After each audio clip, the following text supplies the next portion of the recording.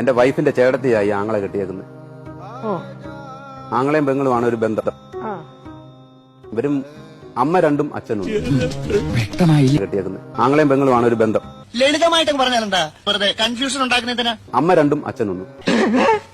അമ്മ രണ്ട് ആ അച്ഛനൊന്ന്. ഏത് ആങ്ങളുടെയും എന്റെ വൈഫിന്റെ എന്റെ ആങ്ങളുടെ അച്ഛൻ ഒന്നാ. എന്റെ വൈഫിന്റെ എന്റെ ആങ്ങളുടെ അച്ഛൻ ഒന്നാ. അങ്ങനെ വരാൻ വഴിയില്ലല്ലോ. പക്ഷെ അങ്ങനെ വന്നല്ലോ. അമ്മമാരും വേറെ. അമ്മമാര് വേറെ. ആ. അപ്പൊ അതിലൊരു പെണ്ണിനെയാണ് ഇവൻ കെട്ടിയേക്കുന്നത്. ഏതില് പെണ്ണ്? ദൈവമേ മൂർഖനെയാണല്ലോ ചവിട്ടിയത്. അമ്മമാരും വേറെ. അമ്മമാര് വേറെ. ആ. അപ്പൊ അതിലൊരു പെണ്ണിനെയാണ് ഇവൻ കെട്ടിയേക്കുന്നത്. നിങ്ങളെന്ത് പ്രാന്തായി പറയുന്നത്? എനിക്കൊന്നും മനസ്സിലാവുന്നില്ല. മനസ്സിലായില്ല? മനസ്സിലാക്കി തരാം. അപ്പൊ അതിലൊരു പെണ്ണിനെയാണ് ഇവൻ കെട്ടിയേക്കുന്നത്. ഏതില് പെണ്ണ്? ഇപ്പോഴും മനസ്സിലായില്ല? വേണമെങ്കിൽ ഒരു ക്ലൂ തരാം. എന്റെ വൈഫിന്റെ ചേട്ടത്തിയെ കെട്ടിയേക്കുന്നത് ആ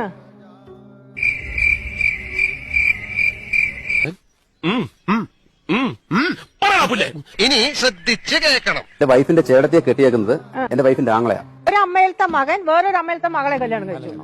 ഒരച്ഛന്റെ മകൻ രണ്ടാമതൊരു അമ്മയുടെ മോളെ കല്യാണം. 3 ഭർത്താവിന് 2 ഭാര്യ, 2 ഭാര്യക്ക് 1 ഭർത്താവ്. അപ്പൊ ഇവര് ആങ്ങളെയും പെങ്ങളുവാ. ആ മനസ്സിലായി. ഓക്കെ. ആ ഇതിന്റെ എന്റെ ആങ്ങളുടെ അച്ഛൻ ഒന്നാ. ദൈവമേ മൂർഖനെയാണല്ലോ ചവിട്ടിയത്. അമ്മമാരും വേറെ. അമ്മ